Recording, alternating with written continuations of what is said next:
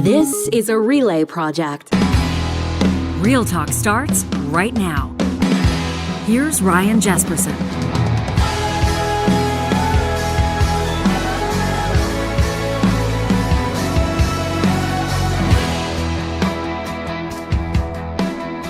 A longtime Liberal, a longtime Conservative, and a longtime NDP supporter launch a policy firm. No joke. It's the theme of this episode of Real Talk. We're grateful that you're here with us. In just a moment, we're going to introduce you to Tyler Meredith, Ken Boosenkool, Shannon Phillips. They've launched a firm that I think, not necessarily the first of its kind, but unique in that they're bringing policy, they're creating policy, they're influencing policy based on pretty diverse political backgrounds, both provincially and federally across the country. We're going to put the top political stories in front of them and find out a little bit more about their unique style of what they're putting in front of Canadians looking to influence where governments go, how they operate, and what they prioritize. That in a quick second. First, we want to remind you that Business Career College has been in the business of financial education since 1997, and I think that's why a lot of people are paying close attention to a new designation program they've just launched for financial advisors and senior finance professionals. It's called the CDAA, that's Certified Digital Asset Advisor.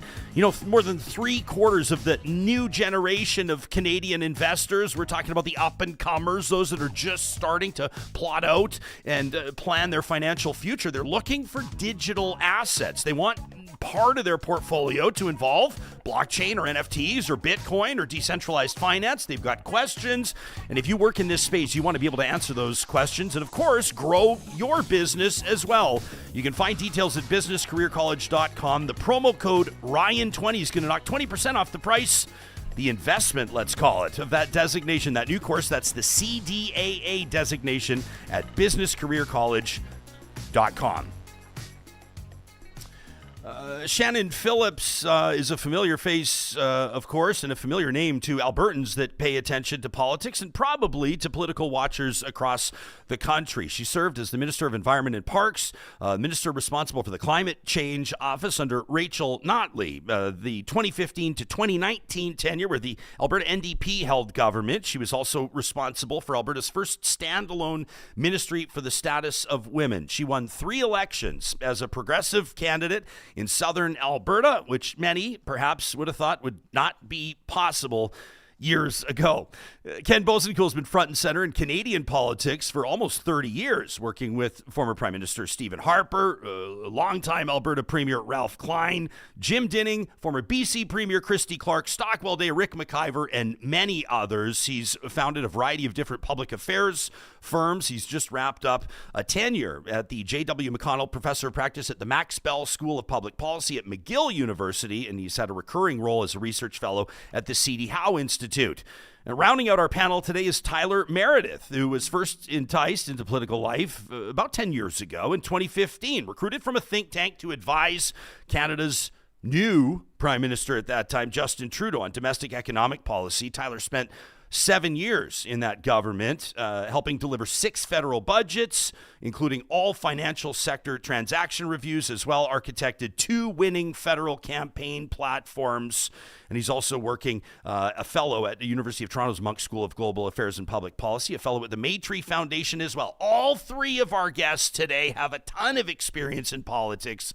And of course, with an audience like ours, we know that this is an episode people are going to get really excited about. So welcome to the 3 of you. Congratulations on founding this new firm, Meredith, Boosenkool, and Phillips. You got a lot of people's attention because of the political diversity of the names that are going to be there on the wall behind front reception. Shannon, we'll begin with you. You relatively recently announced that you wouldn't be seeking re-election in Lethbridge as an NDP MLA. Did you have this move plotted out the entire time? Was this the plan? No, not at all. I knew that my time in elected politics was probably coming to an end, but I wasn't at all sure what the next steps would look like until I started talking to Ken, who I've known for a long time. I used to, when Ken lived in Lethbridge, describe him as my favorite constituent that absolutely did not vote for me. And I know that for a fact. But, we've maintained a friendship for a long time. And so he started talking to me, and he's had a firm like this before, working with a New Democrat and a Liberal. And this is an approach that we know works well in terms of broadening our own thinking, but also being able to provide the best advice. Just a quick follow-up. When you say that you knew or you felt like your time as an elected official was coming to an end, I'm assuming you're not, the way that you've carried yourself over the last 10 years or so, you're not saying that you figured you were about to lose an election. You just figured that you didn't have the heart for it anymore. You'd done your time, so to speak? That's exactly right. Yeah. When you come... I think that one of the big mistakes that people in elected life make is they don't know when to leave. And for me, I knew that my fire for it, for being, the person at the podium, the name on the sign, that piece had diminished for me for a whole bunch of reasons that you've covered on Real Talk and have been well canvassed within the broader news media and Canadian politics. And so, but my approach.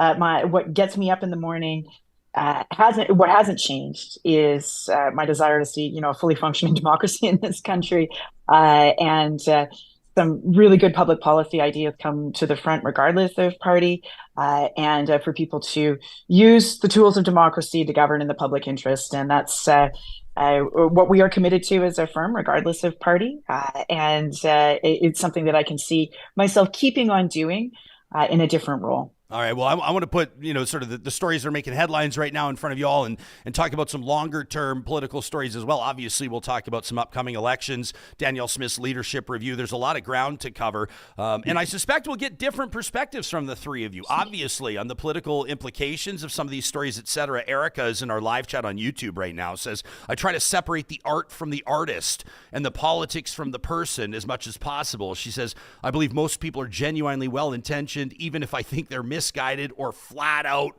wrong. Ken, the biggest supporter of Shannon who never voted for her. That's kind of her way of saying thank you in a way, isn't it? A little bit. Well, we come from the same hometown. I was born in Lethbridge, lived in Lethbridge off and on through my entire life, and I've been a keen follower of Shannon in her political career.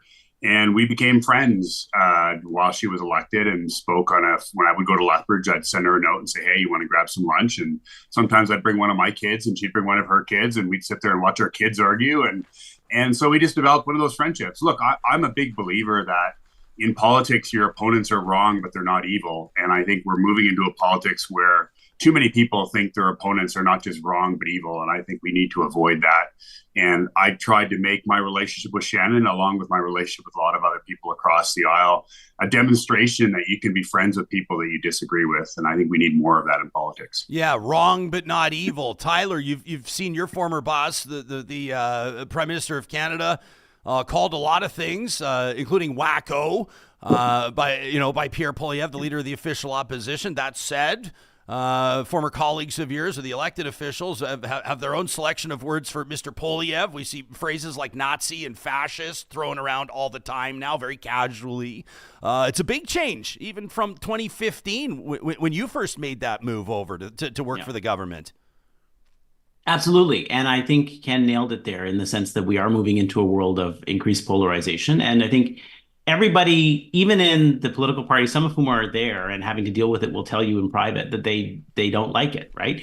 That it is actually very hard and personally quite damaging to your own kind of sense of integrity and also your own, I think, just strength of character of being able to do the job. The problem is, we live in a certain political structure, and we are given to that political structure. It's very hard to change that structure. But if I could just say, Ryan, as a demonstration of why what Ken and Shannon have said is so important about bringing a multi-partisan approach, each of us has a relationship with each other that goes past and before the foundation of this firm. Ken was somebody who I've known for over 10 years in my time in the think tank world. We would sometimes spar on different issues. But he was actually somebody that I when I was in government, when I was in the Department of Finance designing a bunch of our pandemic response programs like CERB, who I called actually for advice on how to design CERB. Now, there were many other sources of advice that we were taking at that time, but Ken was one of the voices externally who was actually calling for a crisis basic income. And the fact that I could reach across the aisle and get very good advice from a conservative who has a very different viewpoint about the concept of basic income absent the pandemic, I thought was, really unique, and it certainly helped us. And similarly with Shannon, I was part of the deal team that helped to get the acquisition of the Trans Mountain Pipeline done with the Government of Canada. And she was, as Environment Minister at that time, one of the people that we were talking to in Alberta when we were thinking about trying to bring the Alberta government into that deal. That didn't happen in the end of the day, but we understood each other's perspectives. And I would just say we need that ability in our politics to reach across the aisle and talk to each other, because increasingly, and I can tell you this is true in Ottawa, MPs don't talk to each other. They all live in their own little bubbles. They don't have opportunities to engage. And absent events like a pandemic that bring us together in a short period of time with a sense of unity, we've not been able to, as a country, maintain that sense of common issues and common solidarity. Pretty remarkable situation just outside Parliament less than 24 hours ago, and involving the federal NDP leader Jagmeet Singh, who's had his fair share of headlines over the past few weeks after telling the Prime Minister and Canadians that he was ripping up their supply and confidence agreement. We'll get to the implications of that in just a second, but there has been a crowd or crowds of protesters, hecklers that have been gathering outside Parliament and flinging and hurling insults at elected officials and staffers as they've been walking in and out, and that includes Mr. Singh. Well, he apparently had enough and sort of spun on his heels and turned back to face one of them. Here's a portion of how that interaction went down. Will you vote a non-confidence tonight if it came up? Corrupted bastard. Want to say something? What? You want to say something? Did you say nothing? Who said that? You got something to say? I didn't say corrupted bastard, but I said... Is that what you said? No, I did not say that. Who said it? Somebody behind me said that. Was it me? Was it you? No. You sure? If it was me, I'd admit it, buddy. Was it you or not? If it was me, I'd admit it. What'd you say then? I didn't say nothing. It wasn't me. It was a gentleman behind me, I guess. Who is it then? Point it out. out. I have no idea who it was, buddy. My word. You sure it's not you? No, 100%. You're a coward. You're not going to say it to my face. That's what's up. Say what? If I said something like that to you, I'd admit it. All right. So you can hear after that exchange, the guy in the background goes on to say, with that type of aggression, is that why you're choosing war with Russia?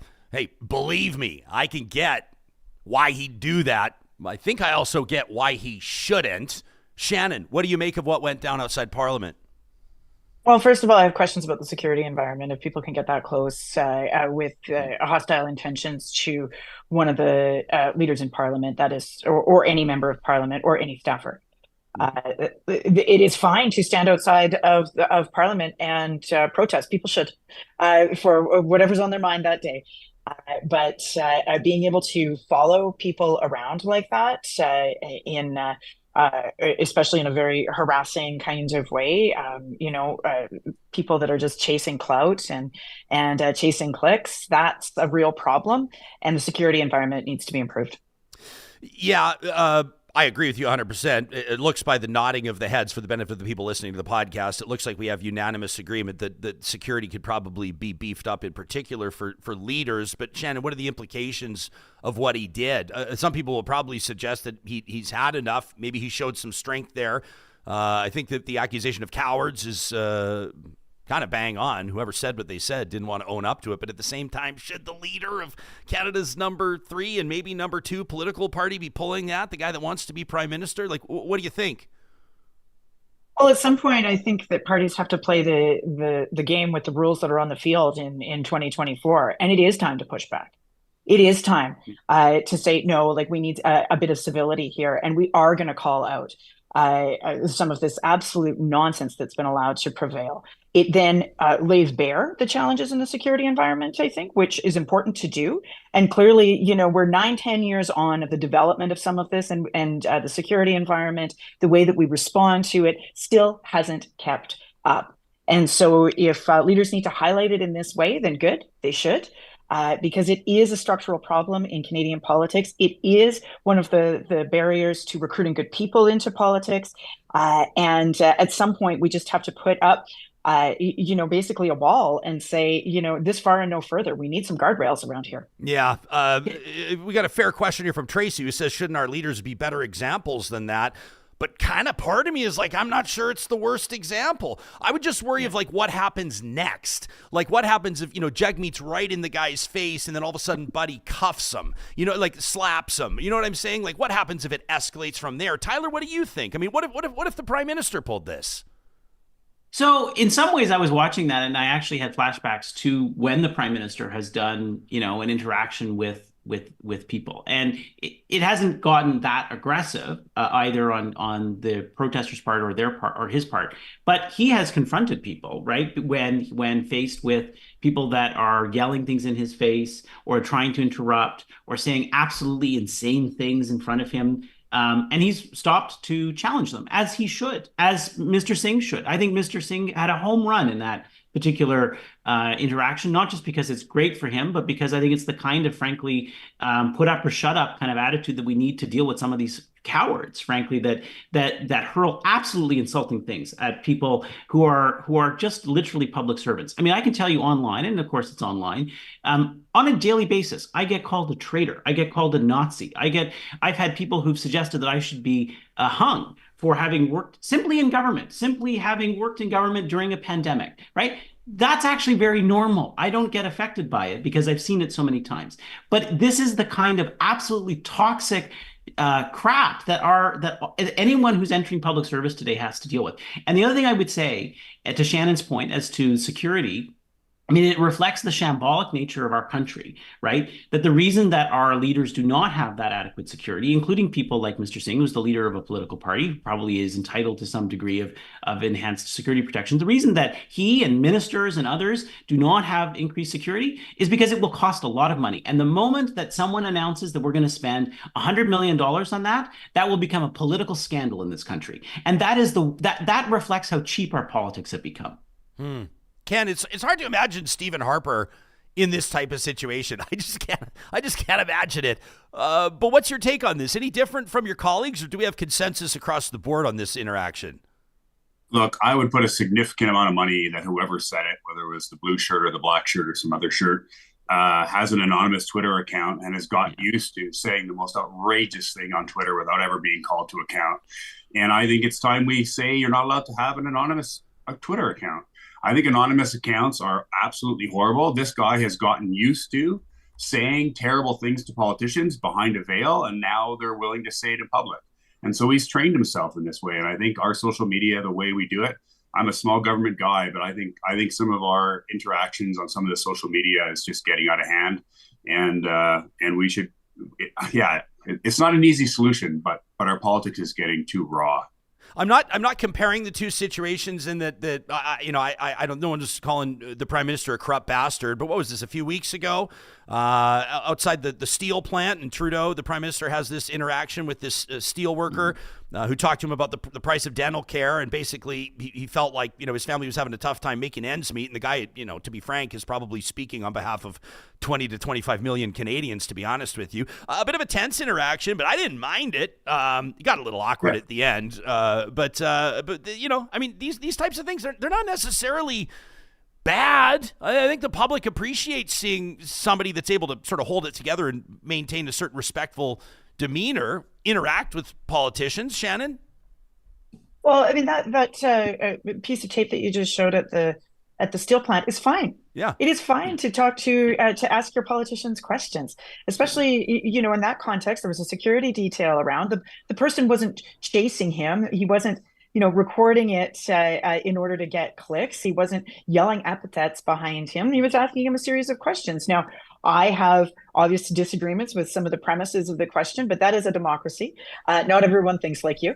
And it is entirely fair. And in fact, it should be encouraged for ordinary people to talk to their electeds, just like they're talking to someone across a kitchen table that they disagree with. This is the normal course of politics. What we saw with Mr. Singh is a redux of what we see quite often, which is crossing some of those guardrails that I talked about. Yeah, Tyler, you obviously did a lot of work on the economic side with this government. This steel worker, I'm not saying he was provided talking points from the official opposition, but he sure was sticking to them because I think they're effective. And Canadians right now are certainly feeling the pinch on a whole bunch of financial fronts. You're the one that's developed a lot of this policy and a lot of the thinking behind it. What's the federal government's message heading into what could be an election even before they're planning on one? So look, I think there's a lot to be said about the things that the government is doing to try to address real affordability issues that people are facing, some of which is the most ambitious housing plan in the country's history in terms of trying to rebuild the investment that has been lost in affordable housing, whether that's also childcare, whether that's also a dental care plan, and so on and so forth, the National School Food Program. The government is doing a lot of things that are actually directly on point to the challenges that people face. And when you ask people about them individually, they're very popular. The problem is that a lot of the negative attitude that has built up into the country is a factor of two things. One, a very challenging inflationary environment that on a personal household budget level has been deeply distressing for many people. And the nine years in government, which is the ordinary cycle often of when governments come and go. And a lot of that negativity, therefore, has been directed at the Prime Minister quite personally. And I would just say, it's interesting given the previous discussion that we had about information and misinformation, because look, what that steelworker said in that particular interaction, as Shannon said, is absolutely his democratic right, and he did it in somewhat of a rude way, but frankly nowhere near the kind of toxic interactions that we've seen in other instances, including with Mr. Singh. But what's interesting is that if you look at the talking points that he referenced in the questions that he put to the Prime Minister, he says, for example, that he has a 40% tax rate. He does not have a 40% tax rate. There's just no way on earth that is true for somebody at that plant, given the wage rates of that plant, right? The likelihood is he's probably paying a tax rate somewhere in the order of 20 to 30%.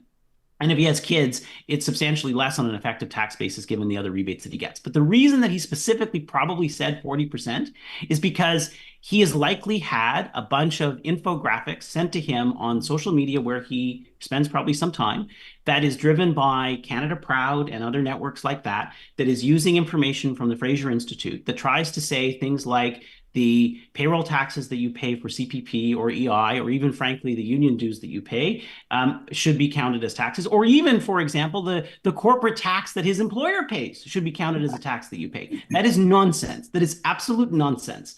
But yet it's the kind of stuff that is in front of people's screens every day. And so, look, that's a democracy. We live in a world of free speech and democracy. I'm not saying that we need to necessarily change that. But this is the product of the world that we live in, is that we have to increasingly deal with the easy spread of misinformation.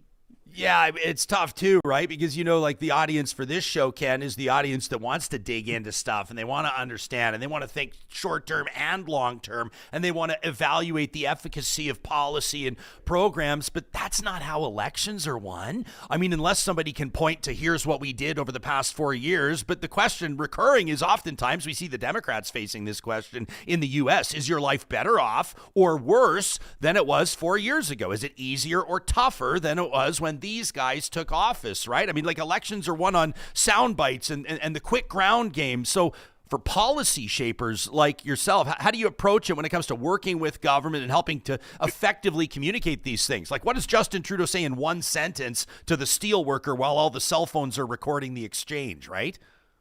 Yeah, look, like we're not quite where the U.S. is, where 1% of the voters in Pennsylvania are going to decide a national who's going to be president. But we do have about 10% of our electorate who decides most elections, and they base their votes often on the whimsical impressions of leaders and things that they see. That's because they don't have an incentive to get involved. But those of us who are close to government, those of us who are affected by government, have a duty to the public to think about public policy in a much more hard way.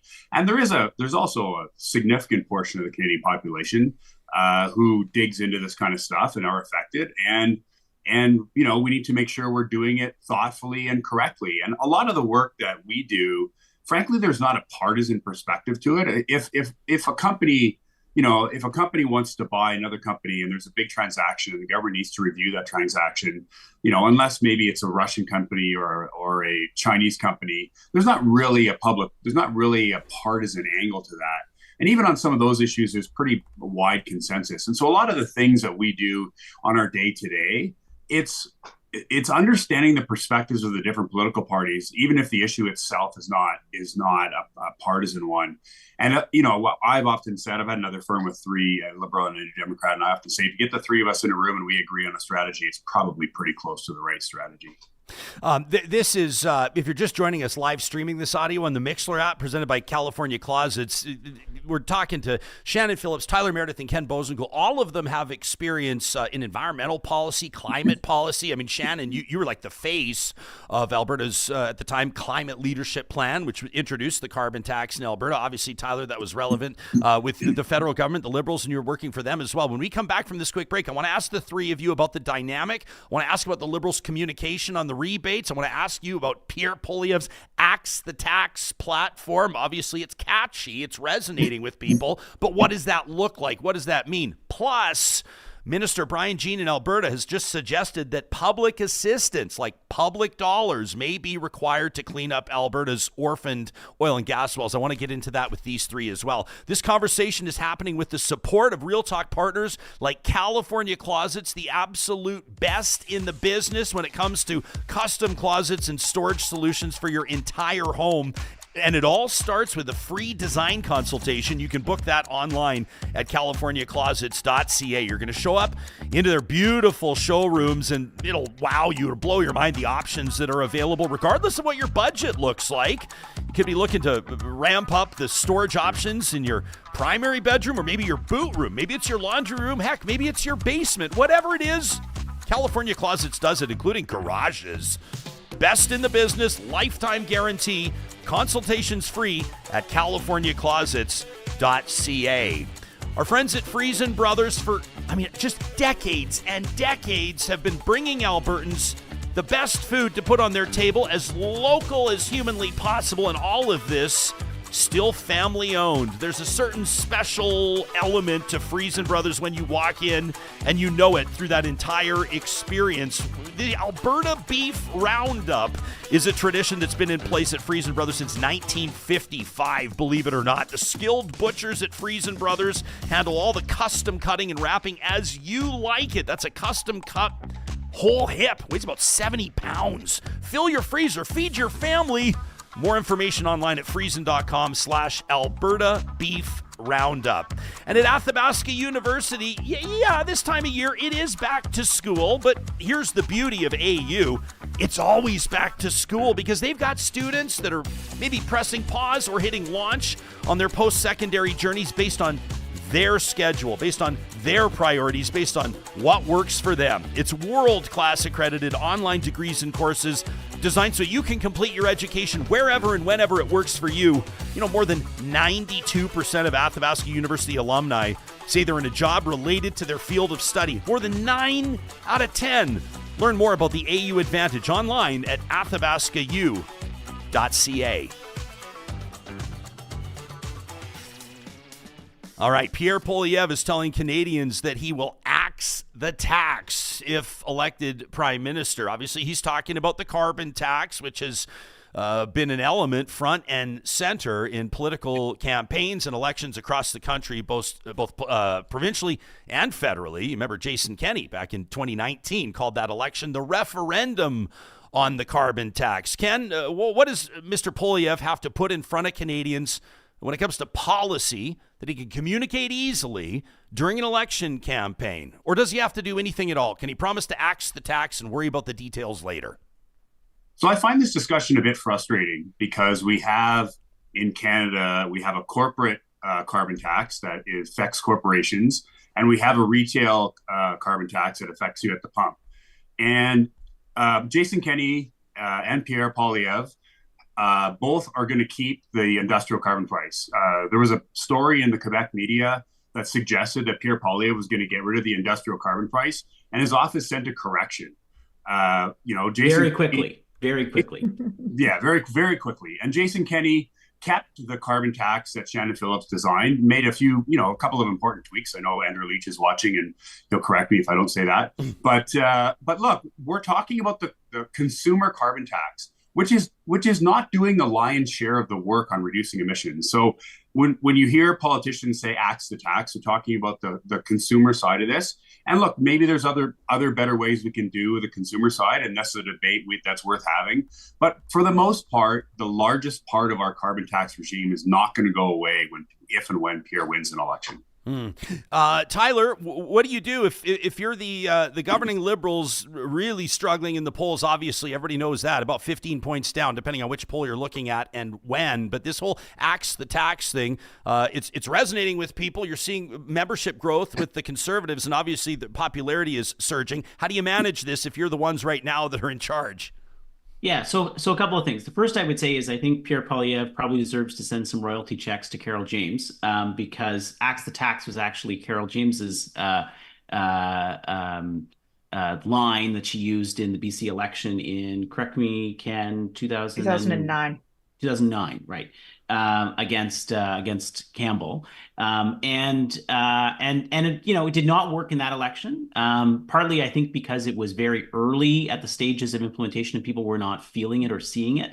And what's interesting is that a similar, I think, trend has happened here federally, where is the carbon pricing was actually a popular measure for the better part of two federal elections, in part because it was still a concept and it was still early in the early days of it starting to rise over time. But once you get kind of above $50 a ton and it becomes visible, and you're in an inflationary period, and people are dealing with a lot of other affordability measures, suddenly what is popular becomes unpopular, and it becomes a talking point against the Prime Minister. And so I think there may be a day in which we can go back to an environment where carbon pricing will be popular again. Again, these things are, I think, cycle oriented. But really what we're I think headed towards is an environment in which people will say, well, I'm fine having a carbon price, I just don't want to see it, because if I don't see it, it doesn't really exist, right? And that's the reality of industrial carbon pricing. Versus retail-oriented consumer-based carbon pricing. And what's interesting about this whole debate, right, is that we don't actually require that you have a retail carbon price necessarily. We require that there be a broad enough carbon price that applies to a broad enough set of emissions. That's the deal that was hatched by Mr. Trudeau with the premiers in 2016. And the reality as to why we have a retail carbon price and we have the federal rebates is because that's the federal backstop that gets invoked when provinces don't do their part to put in place an effective carbon pricing system. Had Doug Ford not taken out the cap and trade system that existed in Ontario when he was elected in 2018, we would not have a retail carbon price as it exists in Ontario, right? And so there's a world in which we may go back to a version of that, and it will do the checkbox of having taken out what appears to people as a line item on their gas price, but it will still exist in another manner because it is the most efficient way to reduce emissions. Shannon, you led Alberta's coal phase out, the renewable energy expansion, energy efficiency programs. You led delegations to UN climate conferences, a couple of them, Marrakech and Paris. What other options did the Notley government look at aside from a carbon tax? I'm always curious to hear other options. People say, well, it doesn't necessarily have to be a carbon tax. A lot of economists say that it should be a carbon tax, but what else did you consider? Well, the other alternative is a cap and trade system, which we studied quite carefully, and certainly consumers tend to see it less, and it is more difficult for opponents of climate action to put in the window and run against. However, in Alberta's case, because we are a large emitter, because we are a large fossil fuel producer, that would have resulted in a large transfer of money out of Alberta into jurisdictions that we were trading with that wanted to buy credits, lower emitting jurisdictions like California, Ontario, Quebec, because that was the existing cap and trade system that we had an option to join at the time. So that was not really an option for us. And at that time, I want to bring us back to that time, we had large oil sands companies coming to us and saying, we need a broad-based climate plan because that's what we need to be able to tell our investors. We are getting really tough questions out there in the global market and when we go out to raise capital about the lack of climate plan, and we need to have something credible to say back. The other driving force was, too, in terms of the economy-wide price, is that oil sands operators and other large emitters wanted a broad-based conversation because they wanted to take the heat, the spotlight off the industrial emitters and broaden out the conversation on emissions.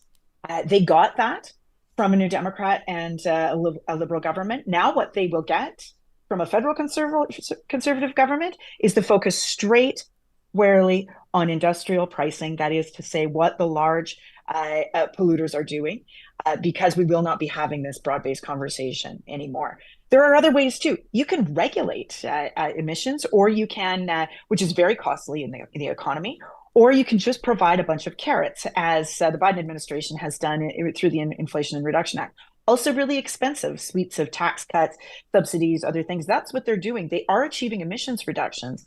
The irony here is they are doing it at the highest cost. If you wanted to take an actual conservative approach, that is to say a small c, free market conservative approach, you would simply have carbon pricing and let the market sort it out. It is another way in which Mr. Poilievre and many of his sort of populist-styled conservatives aren't really conservatives.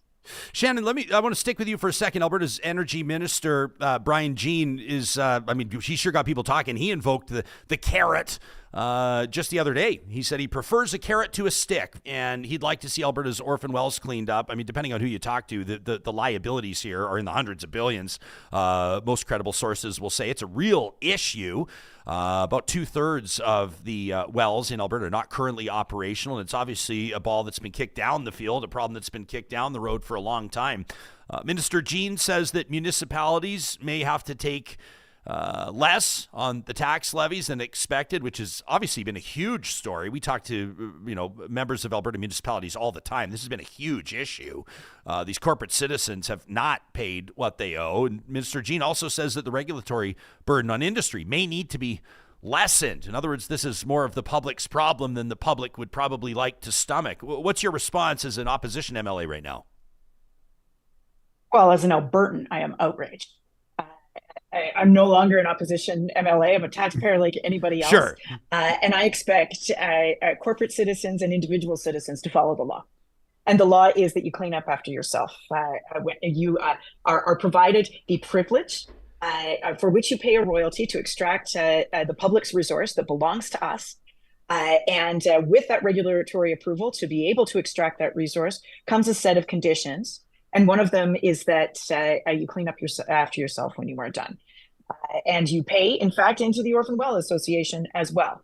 Those rules have not been updated. Our system of carrots and sticks, we really have neither, but really we don't have sticks to make folks who are profitable clean up after themselves and have some sort of way for the orphans.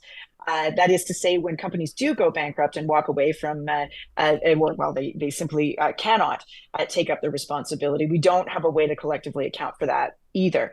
Now, even the system of carrots has failed. This government has failed over the last 5 years in spectacular ways. They just finished giving back $137 million that came from the federal government for incentives for well cleanup. They could not even figure out a path towards putting Albertans to work in work that we know how to do in the oil and gas sector with free money to do so. If that doesn't tell you that you have a broken problem and you have a system of perverse incentives that subsidizes bad actors, again, that's not a free market principle. The rules should be the same for everyone else. The expectations should be the same for all operators.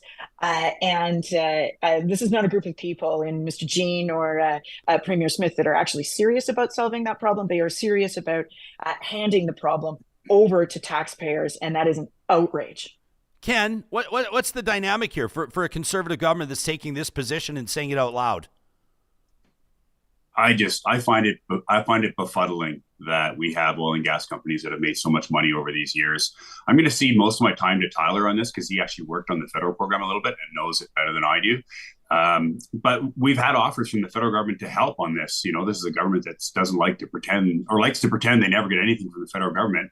They got a bunch of money from the federal government and they couldn't even figure out, as Shannon just said, how to spend it. And, the idea that we have these companies stranding these wells and polluting our landscapes is offensive, and we need to find a way forward. But I'll defer to Tyler on Yeah. So, and I'll just tell a little bit of the backstory here. So prior to the pandemic, there was obviously weakness in global oil markets, and Alberta was actually talking to us before the pandemic started about whether there was something we could do to help with oil well cleanup. Travis Taves at the time was the finance minister. At the time, I was working at the Department of Finance federally, and we were having discussions with Alberta about whether there were things that we could do. And we were open to that because this was not long after the 2019 election, in which Mr.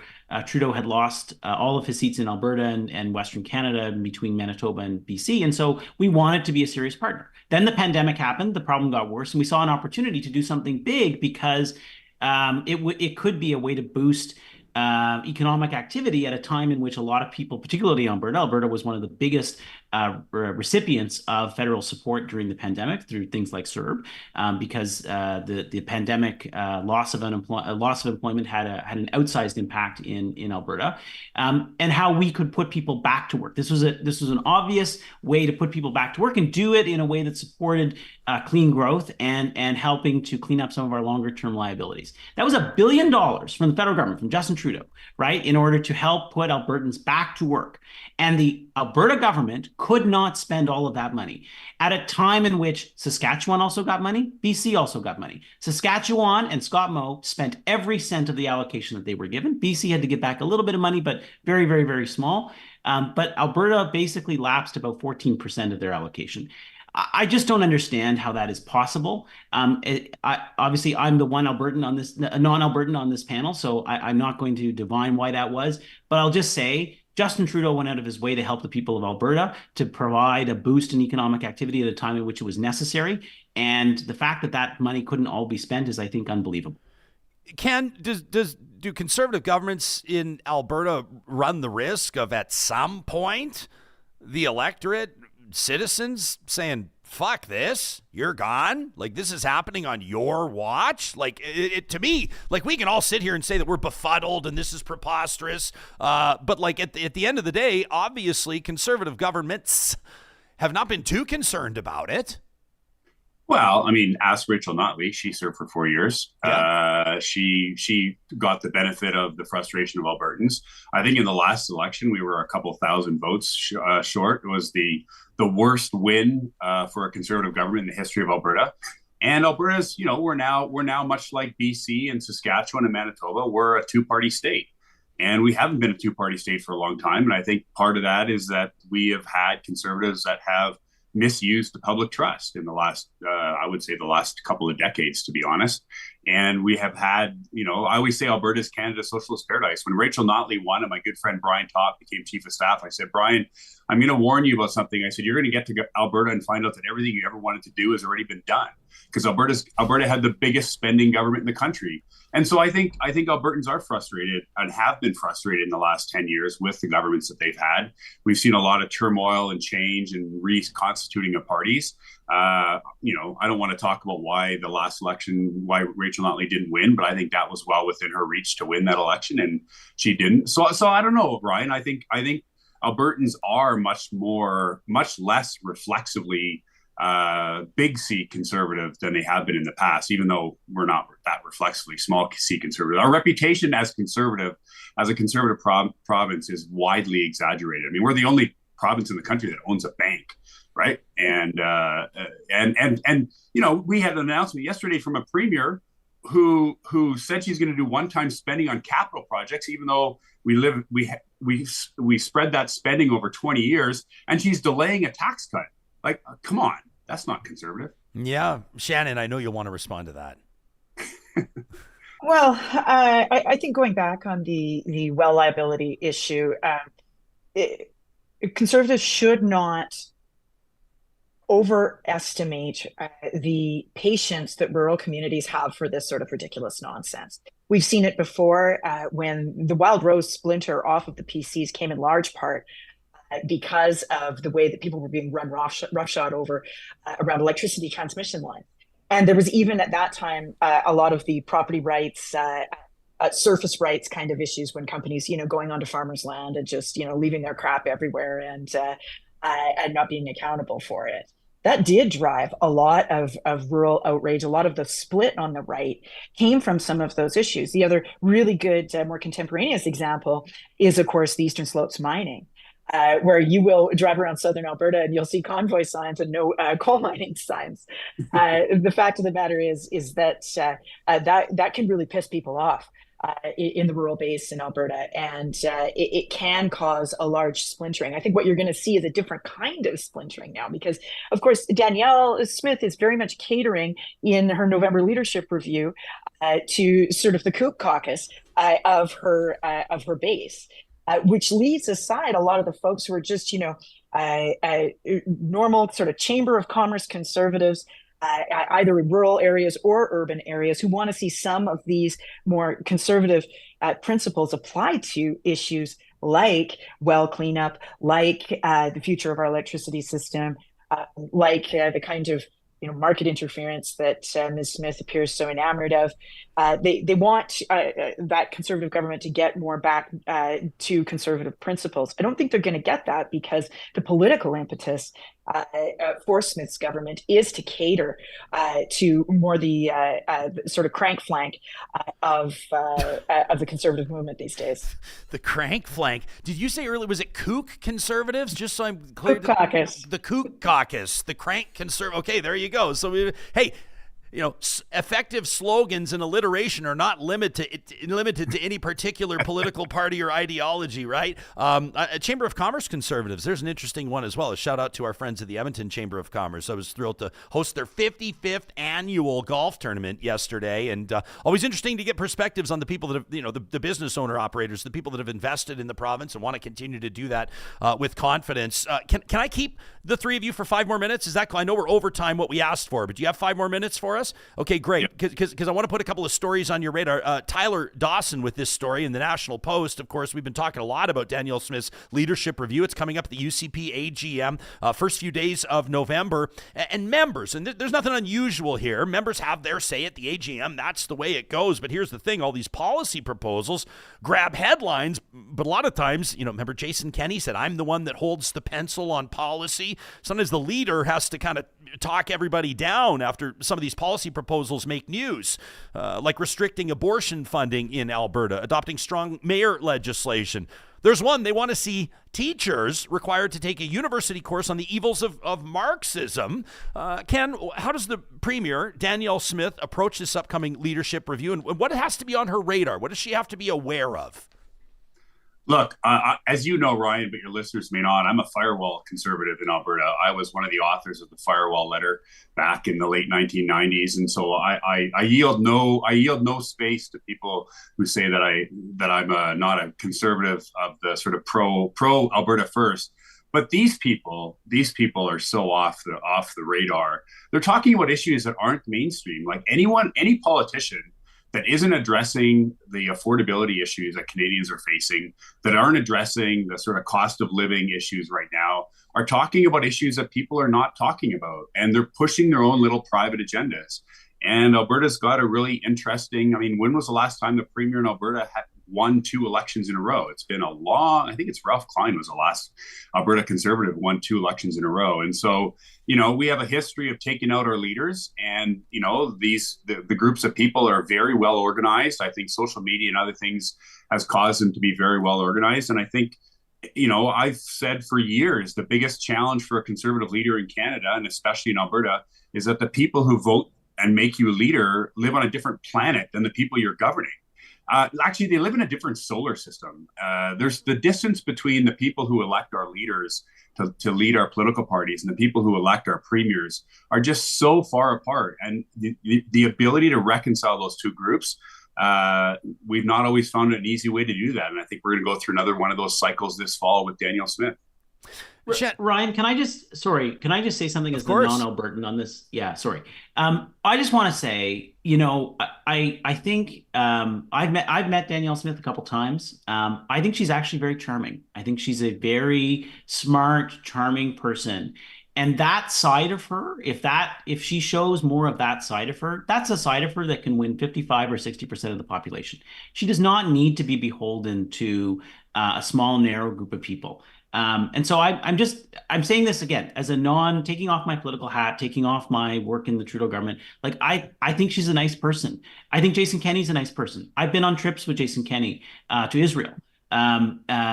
We can get beyond our political divides in this country. And I just think if we stop focusing on trying to gin up a certain small constituency of people and actually talk authentically about what we believe as people and what we want to do with our time in public life, I actually think there's increasingly a hunger for that in our politics. Yeah, but Tyler, Mr. Kenney and Premier Smith have gone to different wells to glean their political support, right? Like Jason Kenney was the one, I can't remember off the top of my head his exact words, but he basically called what was happening with Take Back Alberta. He basically talked about kooks and cranks, used different words, of course, but Danielle Smith sort of has gotten where she is with the support of, the righter wing elements of this party, to be sure. And it creates, Kenney wouldn't flirt with that type of stuff. And he was pretty clear about it. Would you agree?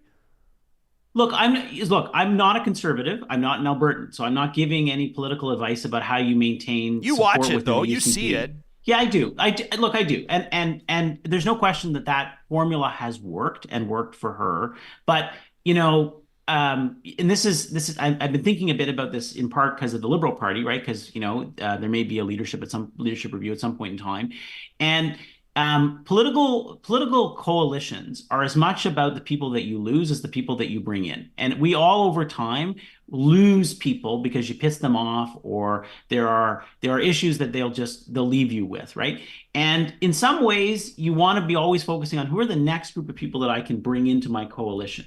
And I just think we should be encouraging our leaders to think about how they can broaden their appeal. And if I'm Danielle Smith, I know that may not help how she deals with a leadership review in the next number of weeks. But I'm just saying, generally, my plea is speak to a broader coalition of people, because Danielle Smith, you are actually a very charming person.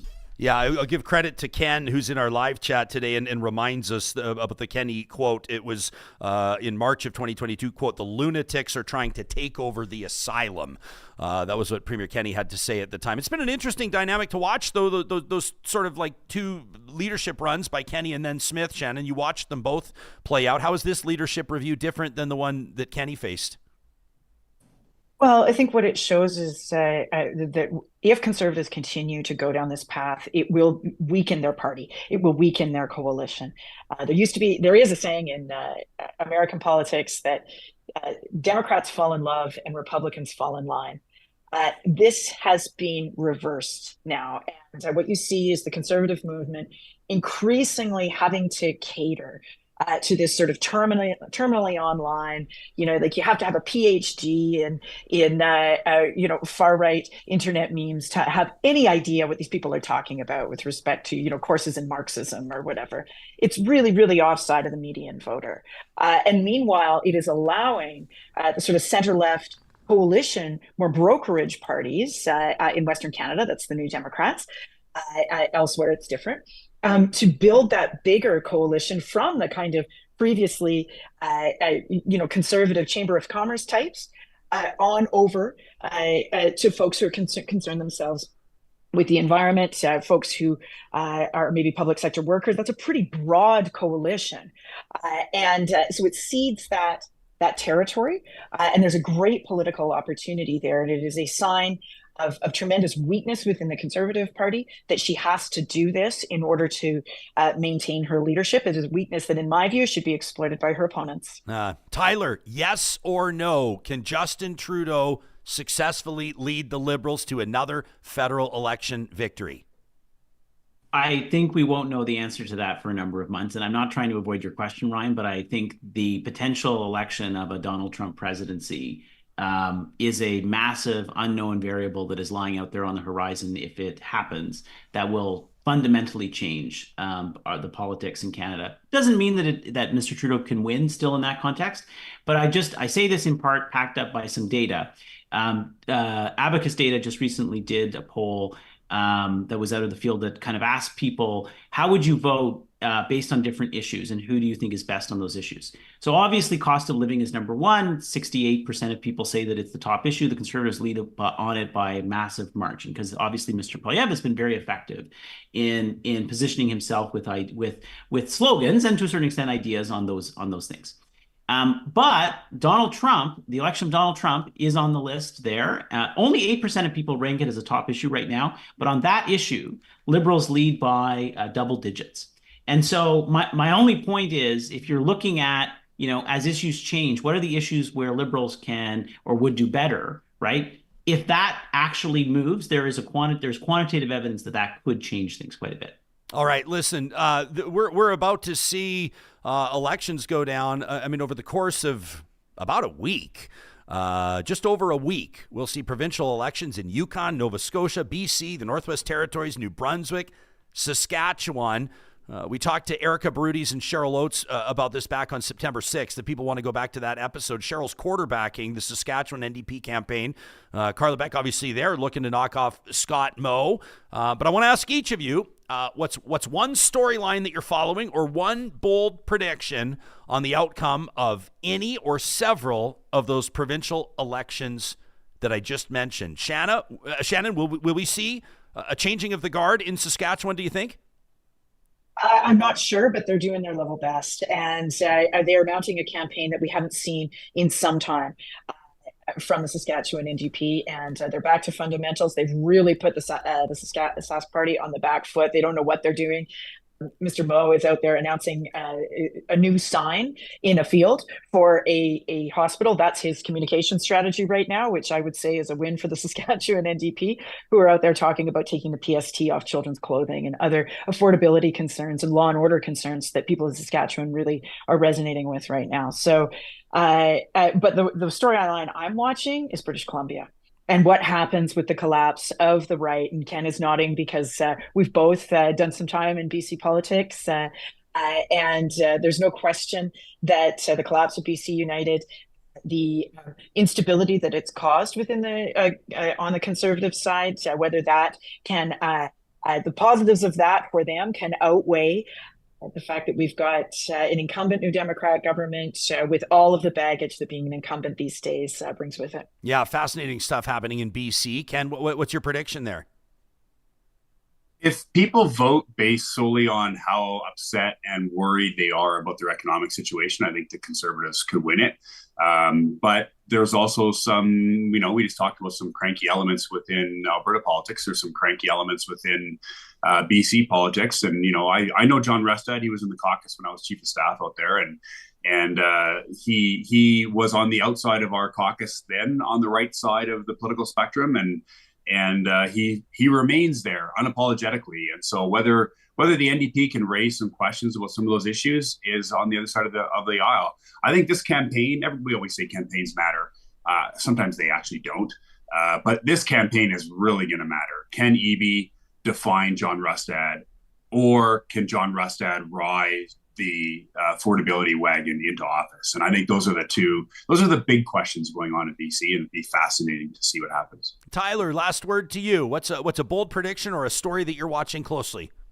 So I would say, if you'll permit me, two things. One is you didn't mention the New Brunswick provincial election. That's also going to be happening in a couple of weeks. And it's actually quite likely that Susan Holt, the Liberal candidate, may win. And we may have our second Liberal premier actually around the Council of the Federation table in the next little while.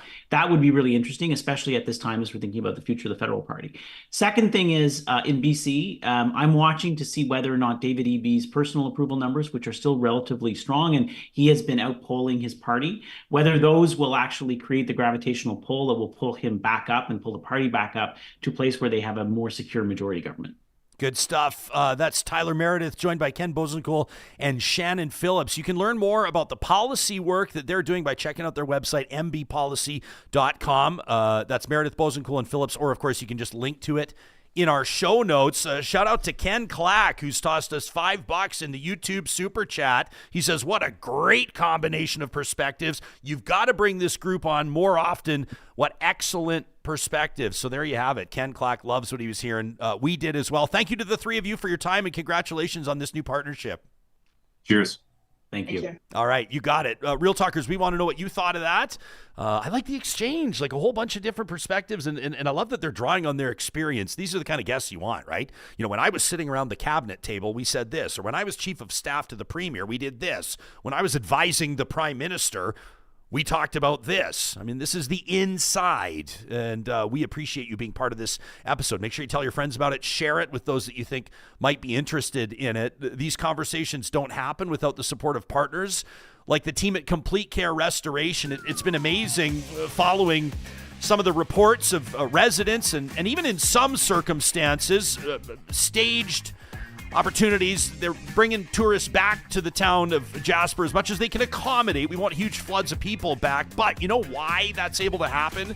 Is because you've got teams of trained professionals like the team at Complete Care Restoration out there working overtime to get people's homes and businesses back in action. Sometimes it's smoke damage. Sometimes, it's demolition and a full rebuild. This team has more than 25 years of experience restoring properties and rebuilding peace of mind. Heaven forbid, if disaster strikes in your neck of the woods, remember the name Complete Care Restoration. You can find them under the sponsors tab on our website. All right. I haven't even said really hi to you yet, Johnny. How you doing, pal? Oh, hi there. Good to see you. Yeah, it took a few days away from Real Talk, but not because we haven't been working, and we have an exciting new project that we're going to be launching on the 20th of September, which is coming up in just a couple of days, which you've been doing a ton of work on. And Friday. We're really excited about that. For folks that just can't get enough political talk and can't get enough political analysis, this is going to be another resource. We're sort of making this our life's work right now. I'm kind of amazed at our listeners because I get enough just being here, but they're like, we want more shows. And I love it. And we love to give shouts out to those that are in the space with us, right? Like I think it was a Green Tomato I saw earlier today in the chat. Pardon me if I'm wrong on it, but I think it was a Green Tomato said that, the Hurley Burley was talking about this earlier this week. And then someone will say, hey, you got to get the strategist back on. And we really believe that that there's a lot of great content out there right now for people that are more interested in good political analysis. And we appreciate your support of Real Talk, whether that's our patrons that are supporting us on Patreon. Details at ryanjesperson.com. Those that are showing up in the live chat, or those that listen to us later. We've had so many wonderful mentions from people and people that we meet out in the wild, including that Jasper Wildfire Benefit concert that you and I collaborated on. $250,000 raised for the people of Jasper. It's been amazing. It's crazy. Every time I tell people, they're like, "What? You raised $250,000?" I'm like, "Yeah, we raised $255,000." And also, I'm seeing a lot more people just commenting and sending us notes and emails. 3,000 new subscribers in like the last 3 months, like just amazing. So as we go into I know we're in the fiscal year now, but really things are gonna start heating up in November with what's going on in the States and obviously the ledge here. We just want to say thank you to all the new people listening in, and we're going to give you another political podcast on Friday. so you'll have even more. That's right. We know that the hunger is insatiable, and so make sure you catch our episode on the 20th of September. We'll just a bit of a sneak peek. So we're going to bring on the hosts, and they're going to do an episode of Real Talk with us. And that day we will also release their first episode. And so we're looking forward to having Real Talk Nation go and support this new project as well. We really appreciate when Real Talkers take the time to send in stories that they'd love for us to cover. That could be guests that you'd like to see coming up. We have an amazing one coming up tomorrow. We'll be talking about the American political landscape and how it ties into Canadian politics. I thought that was really interesting to hear Tyler Meredith. And he goes, listen, I'm not dodging your question. on yes or no, can Justin Trudeau win the next election? I mean, I say this in jest, but obviously Tyler did dodge the question. But he did it by explaining why. And he said, I think, he thinks that the outcome of the American election will have a big impact. I'm glad he said on what happens in Canada. That's such a fascinating storyline. I feel like the only hope for Justin is if Harris wins. That could be some sort of lifeline. But also, I think he needs to, I don't know if he needs to align with the Bloc Québécois or what, but like he needs, somebody said in the chat today, it was perfect, is like, this is the Titanic. There's a hole, you're sinking. There's got to be a miracle here, right? And I think if there's a Trump victory, it's kind of like, but there go the smokestacks, right? But a Trump victory maybe sounds the alarm in Canada, and maybe people that are on the fence, who knows? These are all hypotheticals. I thought it was interesting when you talk about, do the Liberals need to align themselves with the Bloc? I just meant they need somebody. But I don't have it in front of me. I think it was an Instagram post or something, if memory serves, like within the last 7 days or so.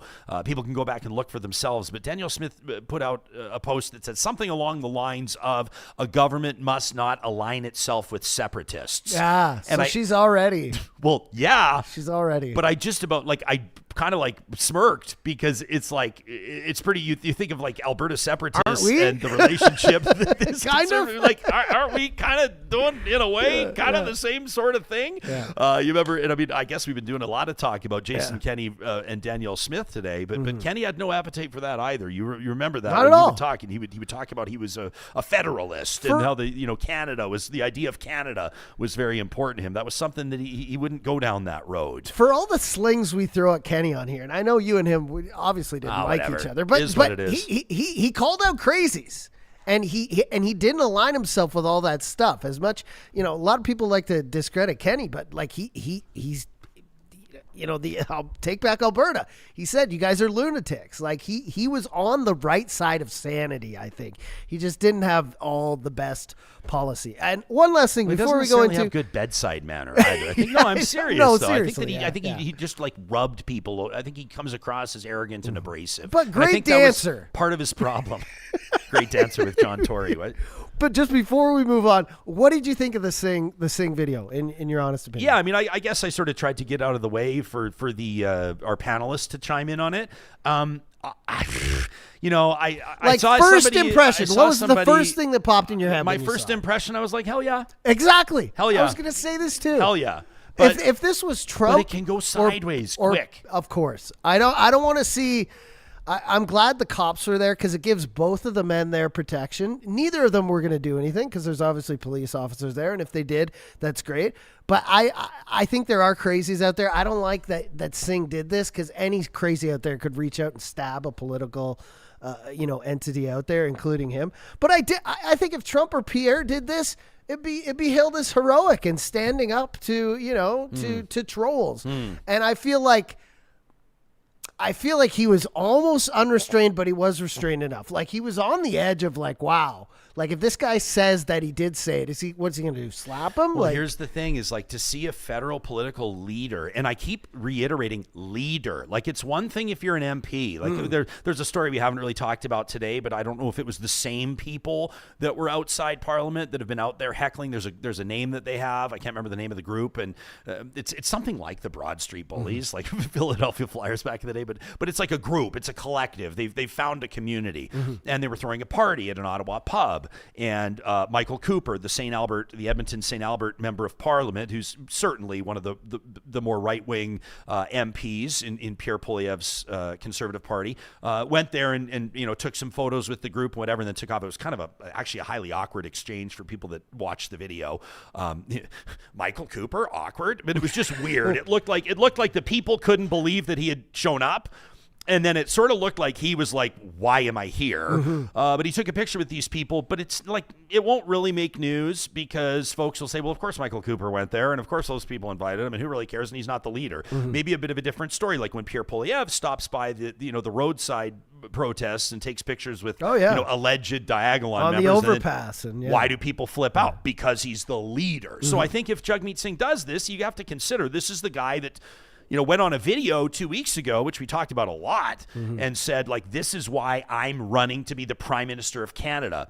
And so every single step that you take, every outfit that you wear, every answer that you give, every hand that you shake, like, are you doing it in prime ministerial fashion? Because that's what people are looking for. So part of me is kind of like, and I said this to Ken, like I said it to Tyler, would you see Stephen Harper wheeling around and coming back at somebody and calling him a coward? No, not really his style, though. Not really his style. But you've seen a bit of fire from Justin Trudeau, and we saw some real fire from Jagmeet Singh there, which I don't mind. But I think, can I give you an example that happened today? Go ahead. In my personal life today, and I didn't plan on talking about it on the pod, but I'm going to. I drive a vehicle that has some performance elements to it. And so it's a little loud, it's a little more growly than your average vehicle. and at low revs in particular, and then again at the red line, you definitely hear the car. Yeah. And I was coming through my neighborhood, window down, beautiful morning as a matter of fact. Yeah. And I'm driving past my street, the street I live on, like where I behave the best. Yeah. And this lady yells, "Slow down," as I'm going by. And I look down as soon as I'm going by, and I'm going 34 kilometers an hour. That's perfect. Which is like well below the speed limit. I'm not almost, saying you should. Almost school zone. I'm not saying you should put. Yeah, well, we like to treat our street as whatever. But listen, like to have someone yelling, "Slow down," and part of me is like the dumbest, most immature part of me wants to like go into reverse and basically say, hey, listen. Go into reverse and say, I was actually just going 34. But in the 3 seconds of my thought process, the question was pros and cons, why? Like, is it worth it? Is there any positive outcome out of this? Like, is she going to say, oh my gosh, my bad, I'm so sorry, have a wonderful day, and I'm going to say, you too, and then she's going to drop off some raspberry jam, and then I'm going to, no, of course that's not going to happen. So you walk away. You learn to walk away in these no-win situations. Is this a win or a loss for Jagmeet Singh? I don't know. Personally, I don't mind it, but I think it was dangerous. Oh, that's what I was just going to say. I think he rolled the dice. This could have gone way bad, and the good thing about it was that you can tell if you go back to the video, the guy he's talking to said it. You can tell it's his voice who says it first. You can see his head kind of move when he says it if you zoom in on his head. And then he backs down. He is the coward in this situation. But what if he didn't back down? What if he started screaming in his face? What if he headbutted Jagmeet Singh? And Jagmeet Singh's like a trained martial arts guy, and he looked pretty. Well, that's irrelevant. But I'm just saying, he looked pretty revved up. This could have gone really, really bad. I agree with that. Yeah. And at the same time, I also agree with you that like the bigger man, the bigger person, always walks away, right? The bigger person takes the slings and arrows, walks away. The smaller person says those things and goes home and feels so mad because they weren't addressed at all. They were ignored, right? So I do agree with you that the bigger person always takes the walk away, and I would have liked to see him walk away. And he rolled the dice, and in this instance, it just worked out for him. I mean, I went to Twitter today, X, and looked at the comments. I don't see a lot of negative comments. Even from right-wing people were like, I like this. I would never vote for this guy, but I like this. Justin says excessively loud vehicles are obnoxious. Sorry, not sorry. I didn't say it's excessively loud. It's not excessively I just said it has a nice growl to it. As a matter of fact, but I know, can see how in the morning. I know exactly. I know someone exactly. Could think Let me give you an exact number. I've had this thing, a dB measured. I wanted to know what the exhaust was to ensure that it complies with the City of Edmonton DB, bylaw so what's standards. When it is at 2,000 RPM, which is like pretty good. Like if you're, so at acceleration off a red light, it's at 72 dBs. Not even close to the City of Edmonton's, but not even close. I've got 20 points to go. The City of Edmonton will start issuing tickets at 92 dB. Oh, we got kids. We got kids living in our area in Summerside. My wife's like, who the fuck are these kids? Like 2 in the morning. It's like 95. It's not all kids either. dB. It's guys with Harley Davidsons. It's guys with 1-ton trucks that are rolling coal. We all know what we're talking about here. I love Lightning Rod is invoking. He says, just whip out the old Shawinigan handshake.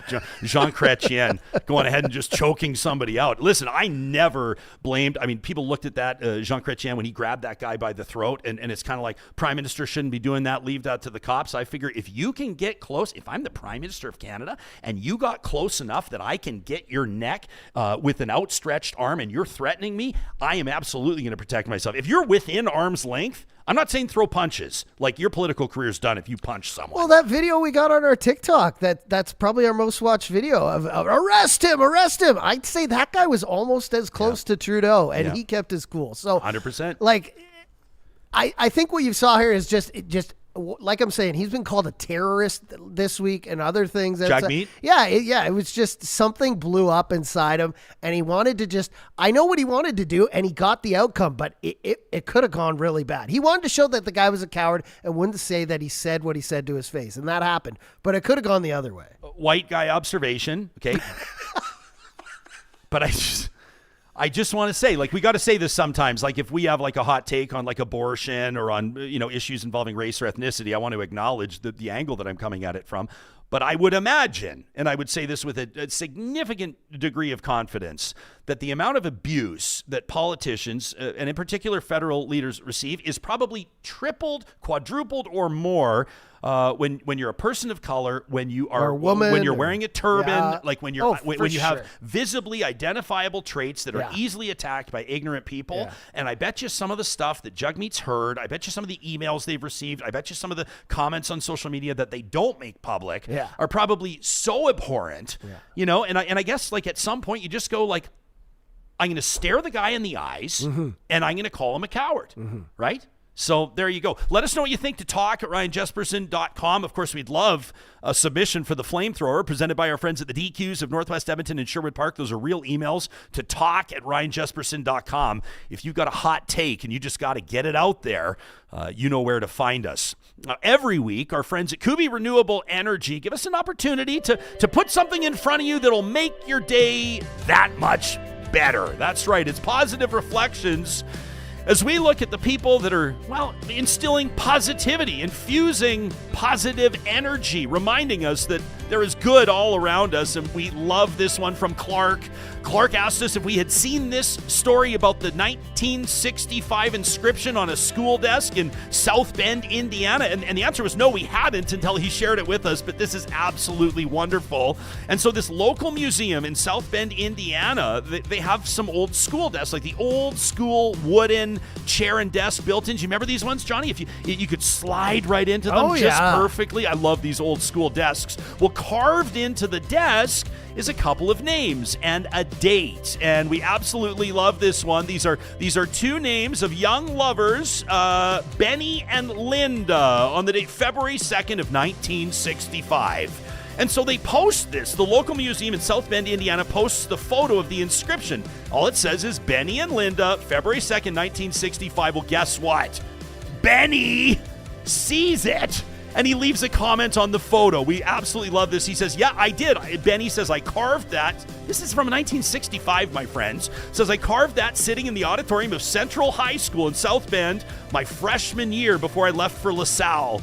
Linda and I are still together after having 3 wonderful girls and enjoying 50 years of marriage. He said, I told my friends in 4th grade. Why am I getting chills right now? He says, I told my friends in 4th grade I was going to marry Linda, and here we are heading for 51 years together on August 1st. Benny says, the smartest thing I ever did in my life was marry this kind and pretty lady. He says, thanks for sharing. Well, I'm smiling so big that my face hurts. So, Clarke, thank you for sharing that with us. If you have a story that put a big smile on your face that you know that Real Talkers would love to hear, make sure you share it with us to talk@ryanjesperson.com. Positive Reflections is proudly presented by Kuby Renewable Energy. You can get a free solar quote anytime by visiting kubyenergy.ca. We'll be talking American politics tomorrow and how it fits into what will happen here in Canada. And on Friday, that's the 20th of September, you'll meet the stars, the co-hosts of a new podcast we're proud to produce. We'll see you then. Thanks again for supporting Real Talk.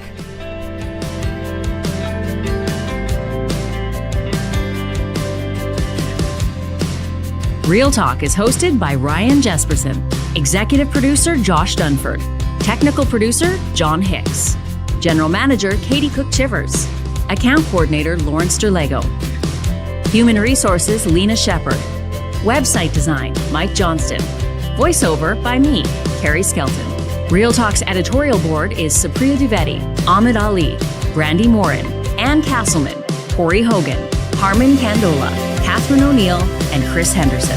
Member Emerita, Julie Rohr. Real Talk is recorded in Edmonton, Alberta on Treaty 6 territory.